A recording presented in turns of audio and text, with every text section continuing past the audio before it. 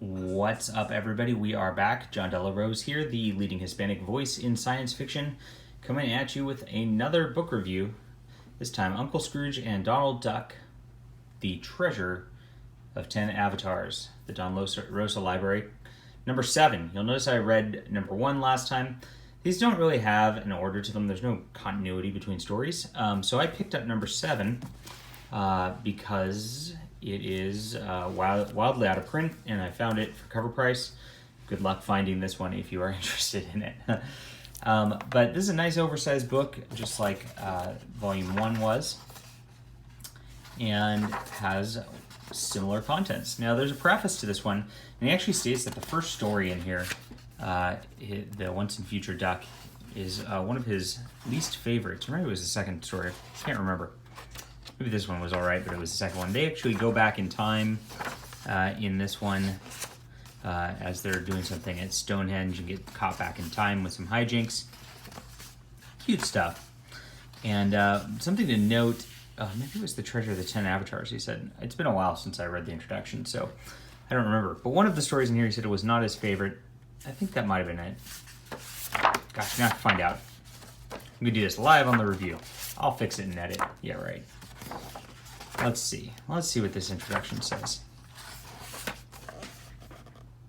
And there's a story I don't like. My plot for the Once and Future Duck may have made a good story in my fanzine characters, but when I forced the bank's characters into this old King Arthur plot, I didn't think the resulting adventure had the proper tone.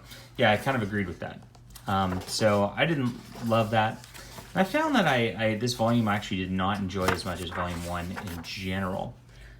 This Treasure of the 10 Avatars, they go to like basically an India type place, and they end up in a temple, which I just feel like he already, maybe it's just because I read Volume 1 before this, but they did this in South America where they went into a temple and then tried to get this treasure and fight somebody for it. So it just felt like a rehash plot for the first couple of deals here.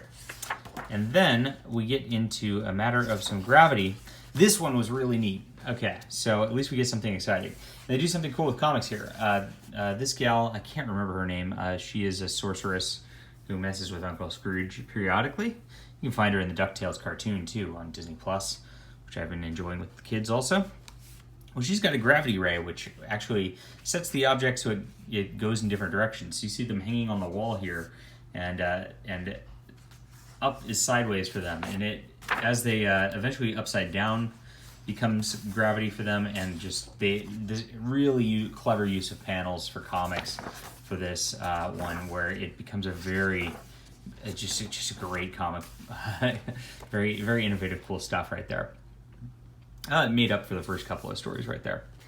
Next, we have The Vigilante of Pizen Bluff, where we get an old-timey Scrooge McDuck tale where he goes back into the Wild West with Buffalo Bill and all that. And I like these old-timey ones. They get called The Life and Times of Scrooge McDuck at some point, and collected in a different volume. Recollected, I should say. Very fun stuff. A little something special comes next, and we have a 50th years in Duckburg sort of special. I don't know if it was the 50th anniversary of the comic at the time also. Might have been. Could be. Makes sense. But regardless, that's what they were doing here. And some hijinks ensue, and they're trying to steal his fortunes, of course. Fun also. So after the first couple, which had kind of a rocky start to the volume, it picked up considerably. These last couple of stories were much better, as I mentioned already.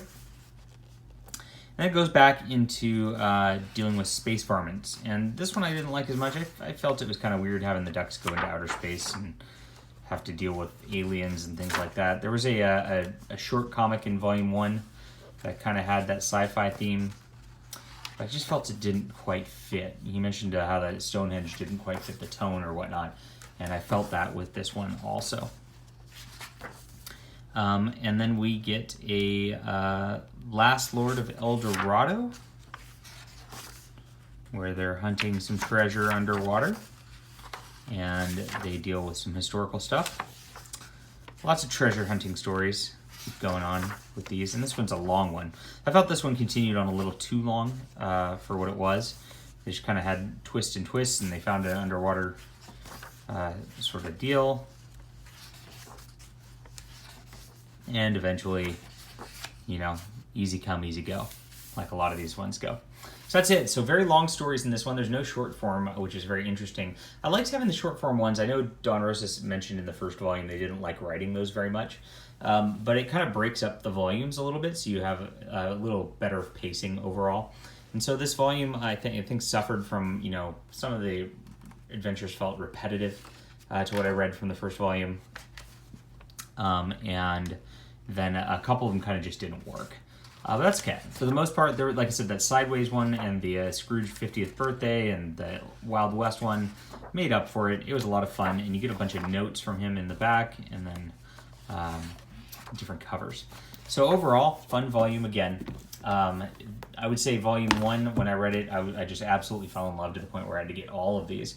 Volume 7 as a second read, not quite as good. This is probably, you know, 7.5 out of 10 as far as it goes with comics, but overall, well worth the read. I'm going to continue reading on with the Duck books until I get all of them read. So I'll be back with you guys soon. Hit that like and subscribe button. What did I heard it on a YouTube channel earlier.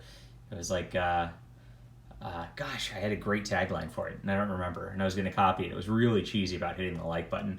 It's like hit the button that shows me love or something like that. It was really stupid, but I forgot it, so I'm not going to actually say that anymore. But hit it anyway, and then leave a comment. Are you starting to read these yet because of our comments? I know Omar over on Near Mint Condition just recently said that these Uncle Scrooge and Donald Duck are on his 10 graphic novels of all time list for reading. So that's pretty high praise from Omar. And I kind of agree. These are pretty great. All right, guys, I will be back soon. Talk to you later.